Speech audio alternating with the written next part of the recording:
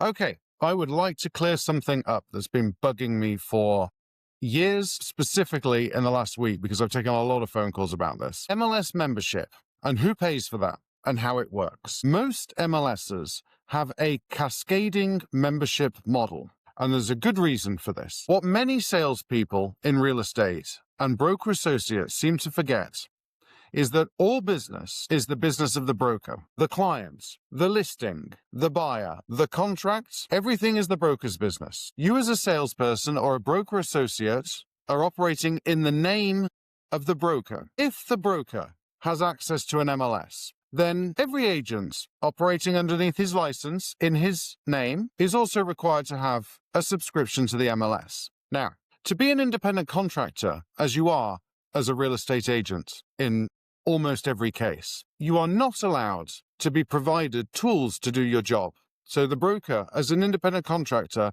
is not allowed to provide you with business cards, computer, phone, the things that you get when you're an employee. And there's a reason for this. It's because the IRS would treat you as an employee, not a 1099. So instead of being an independent contractor and getting paid all of your commission, the broker would be required to pay you a minimum salary, wouldn't be required to make contributions towards taxes and so forth and take those out of your salary. And you would be required to show up and you would be told how to do your job.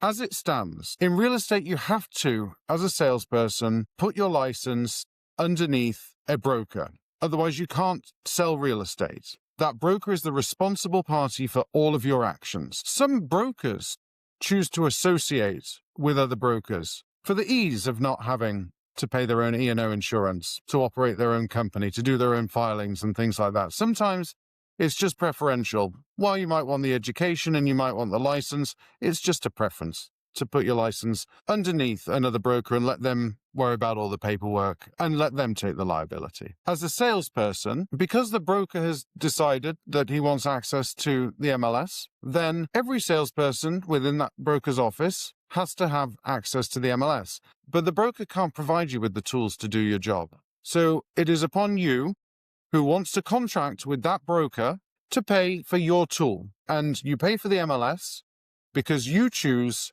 to contract with that broker. The broker doesn't take money for the MLS. The broker doesn't sell MLS services to agents. The broker doesn't sell E&O services to agents, but that's another conversation for another day. The only reason that you pay for MLS is because you've decided to associate with a broker that is a member of a certain MLS and sell houses for him. Salespeople need to remember that all business is the broker's business. As a W-2 employee, your boss can tell you what time to show up.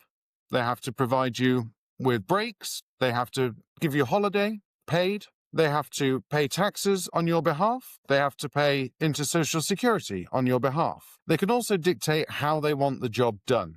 As a 1099, you can't be told what time to show up. You can't be told how much to work.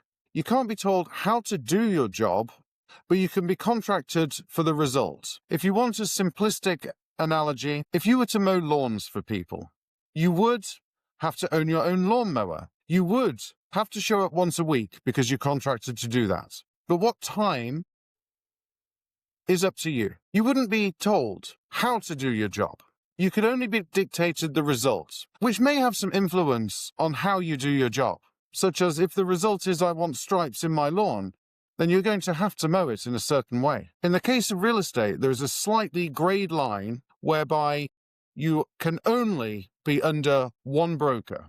This is different from a true independent contractor in any other business, and there is an exception made because of the licensing requirement. If you were to mow lawns for people, it would have to be people. You would only be an independent contractor if you had more than one client, or at least were actively trying to find more than one client. If you work for one person in any other business than real estate, you're an employee. That is the IRS yardstick for who is an independent contractor and who is a W-9 employee. But please keep in mind, while your license is under another real estate broker, your business is not your business. All business is the business of that broker. If you have any questions about how any of these brokerage relationships work, please feel free to reach out to me. I'd be happy to answer any questions. Thanks so much for watching.